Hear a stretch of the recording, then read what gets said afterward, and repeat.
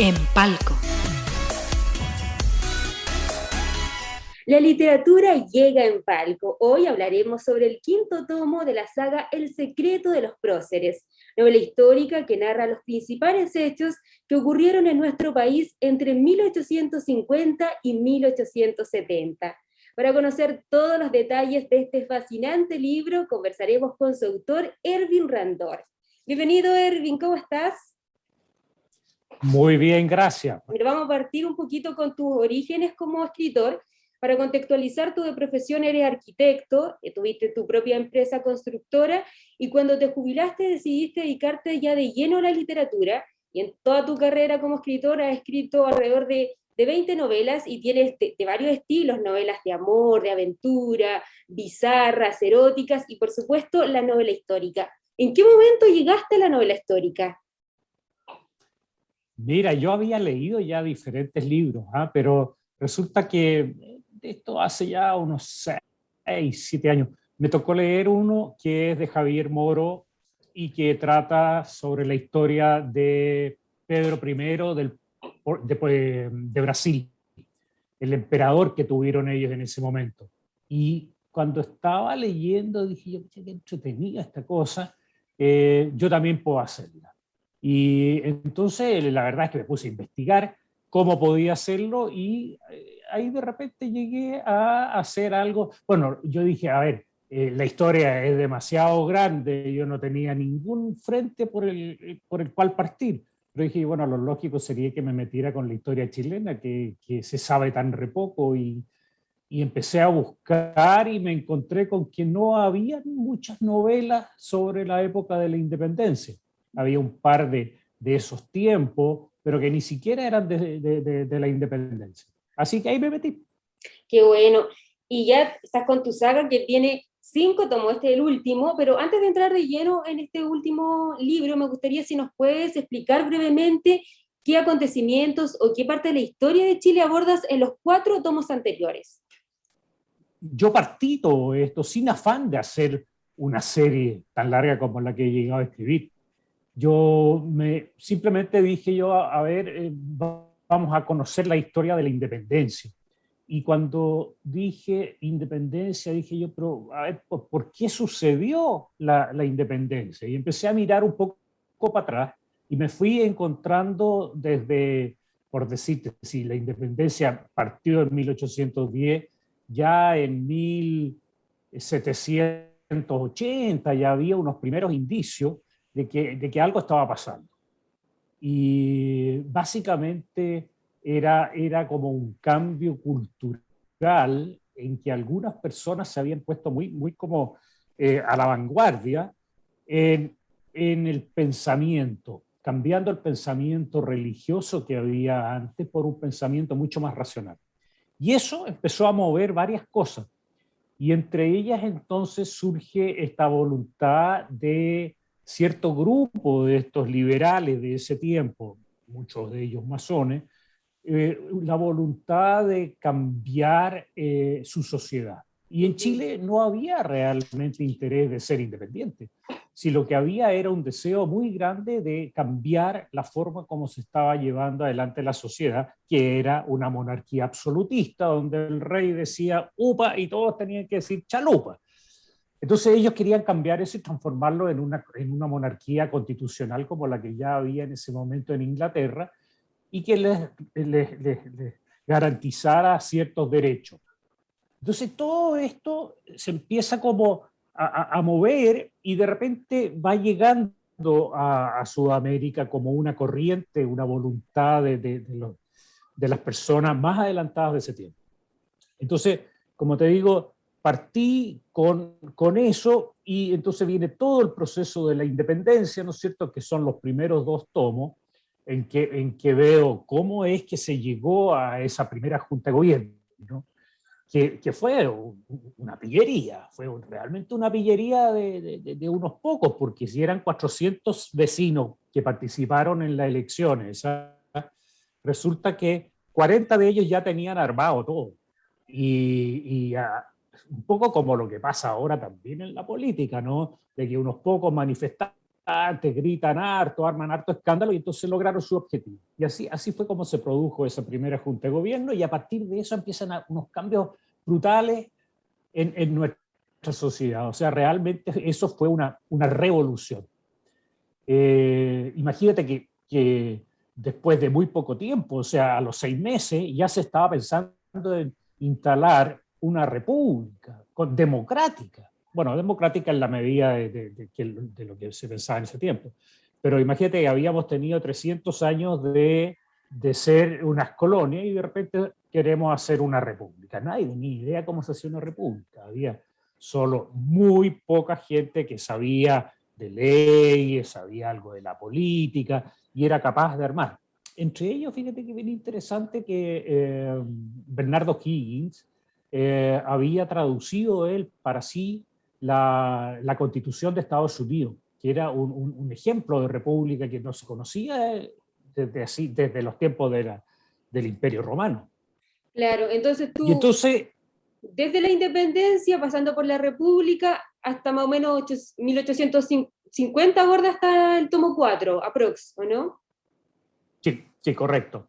Bueno, después van pasando muchas cosas, ¿no es cierto? Porque Claro. primero viene la guerra con España, o sea, para Ujú. liberarse en definitiva, lo que termina oficialmente en 1818, pero después todavía siguió porque hubo españoles que se escondieron o se quedaron, digamos, en la isla de Chiloé, y entonces vienen 10 años más todavía de batallas, y hasta que por fin pudimos hablar de que Chile era un país independiente.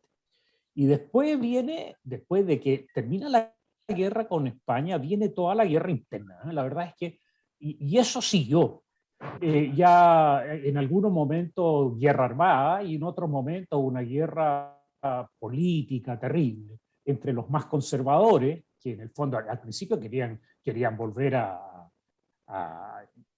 digamos, a ser colonia española. De repente se dieron cuenta que ya los tiempos no estaban para eso y entonces empezaron a pensar en gobiernos poderosos que manejaran todo con mucha fuerza, digamos, muy férreamente. Y esa es la gran pelea que se produce entre el año 1823 y el año 1830, donde finalmente los conservadores logran recuperar el poder con una serie de mañas y bueno, haciendo Ujú. un golpe de Estado, en definitiva.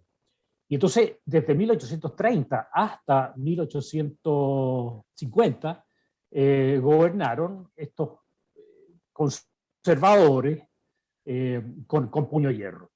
Y ahí viene 1850. Eh, y lo interesante es que ya antes de este tomo del 5, Ujú. ya en los tomos 4, empieza a producirse en Chile eh, toda una historia paralela, lo voy a llamar así, porque la primera historia era política y militar, pero de repente empieza la historia del desarrollo económico.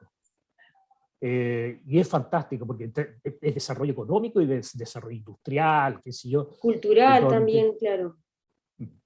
donde imagínate que en el mundo ya había avances y Chile empieza a copiar cosas fantásticas como el tren, por ejemplo. El ferrocarril fue un cambio brutal. Y ese se produce precisamente en este tomo 5. Claro, justo mira que lo voy a mostrar y precisamente quería abordar en esos hechos históricos porque la particularidad de este libro es que tú lo cuentas de una forma entretenida, profundizan algunos personajes claves que ojalá no nos contaran así la historia en los colegios y todos los hechos que tú abordas acá son verídicos. Por ejemplo, hablas de la colonización alemana en el sur de Chile, la llegada del ferrocarril, del telégrafo, del correo, también del nacimiento del Partido Radical. ¿Cómo fue el proceso de investigación para poder escribir este libro? ¿En qué bibliografías te basaste? Mira, si yo viviera hace unos 50 años, me habría tenido que pasar, no sé, varios años probablemente metido en la Biblioteca Nacional, revisando libros uno tras otro, eventualmente comprando muchos libros de historia para saber. Hoy en día es fantástico. Te digo, yo soy un amante de la internet y todo mi trabajo lo he hecho desde mi escritorio, sin moverme de mi escritorio. Sin embargo, yo no sé cuántos clics habré hecho para pasar de una información a otra información, a tercera información, y eso es lo que yo estoy haciendo todos los días. Me meto y es increíble, increíble cómo uno va descubriendo cosas, relaciones de una cosita con la otra, por qué se produjo esto, por qué surgió lo otro, y es fascinante. Yo estoy realmente emocionado con esto. Claro, me imagino. Y eso ya, claro, en la parte verídica, la parte de los hechos, que tú también lo vas mezclando con la ficción. Y dentro de los personajes, de los protagonistas, bueno, está Antonio Varas, Manuel Mon, Benjamín Vicuña Maquena, entre otros. Y también hay algunos personajes que tú creaste como Manola. ¿Cómo conviven estos personajes ficticios con los personajes históricos? Hmm. Sí, esto partió ya en el tomo 1, ¿ah? En que cuando iba a partir yo me dije, a ver, ¿cómo logro, por un lado, conocer lo que pasa en el nivel alto, ¿no es cierto? En la clase alta, y que eran los que tenían el poder. Y al mismo tiempo una visión de las clases más bajas, aunque ahí pasaba muy poco. Y ahí entonces inventé estos dos primeros personajes que eran eh, un hacendado y su sirviente, su lacayo, pero que es un lacayo que es culto. Por lo tanto, o sea, los dos se educaron juntos y entonces él escribe y él analiza y él es capaz de entender la realidad mejor que su amo. Y esto va avanzando, ¿no es cierto? Después en el camino muere este primer hacendado y después en otro tomo muere desgraciadamente también Juancho, el gran ídolo ahí que escribía esto. Y entonces los hijos de Juancho deciden seguir con su cuento porque dicen, pucha, él se esforzó tanto por contarnos lo que pasaba durante la independencia, nosotros tenemos que seguir adelante. Entonces, primero en el tomo 4 ya aparece uno de los hijos preocupado de eso y él todavía, yo lo hago así, de que tiene acceso, él trabaja en el gobierno, por lo tanto, tiene acceso a saber lo que está pasando en todas partes. Pero ya en el tomo quinto me cambió un poco el cuento porque se abre tanto la historia, porque está, como te decía yo, por un lado el tema político, el tema militar, pero también está el tema de la economía. Y entonces ya no me bastaba con tener estos dos personajes que se sabían muchas cosas, sino que tuve que introducir a estos personajes reales, pero que lo hice con mucha información. Quiero decir de que cuando ahí habla eh, Antonio Vara o Vicente Pérez Rosales, bueno, yo me leí las cartas, me leí un libro de Vicente Pérez Rosales donde él relata todo esto que le pasó con la colonización del sur. Eh, y así, ponte tú, me leí todas las cartas de Manuel Montt, que son sumamente interesantes y que me hicieron cambiar un poco la perspectiva que tenía de él, porque muchos lo tratan como un gran conservador en su pensamiento, pero no, era un gallo bastante avanzado y liberal, pero le tocó gobernar y tuvo que ser mano firme porque tenía muchas revueltas por abajo. Claro, son personajes ficticios que en el fondo vienen a aportar al relato. Y dentro de los personajes históricos, ¿cuál fue el que más te llamó la atención? Porque tú aquí revelas algunos secretos, información desconocida para la mayoría de las personas. ¿Cuál fue el que más te llamó la atención o el que más te gustó después de investigar? Mira, yo creo que hay dos personajes que me llamaron la atención. Voy a partir de atrás para adelante. El primero de ellos es Diego Portales, porque yo también tenía la idea de que Diego Portales era el gran defensor de los conservadores, del gobierno gobierno poderoso, etcétera, etcétera. Pero resulta que él en su vida privada era un libertino, un liberal, ¿no es cierto? Tuvo hijos y nunca se casó con la mujer, tenía una concepción moral bastante particular. Entonces, también me leí, no sé, 800, 900 cartas de él y que reflejan muy bien su personalidad. Entonces, ese es uno. Y el otro es anterior, y es Bernardo Higgins. También tuve la suerte de leer todas las cartas de Bernardo Higgins. Para efectos míos, creció en mi opinión sobre él. Y creció no tanto por lo que pasó aquí en Chile, que él prácticamente estuvo envuelto en una corriente que no podía manejar mucho.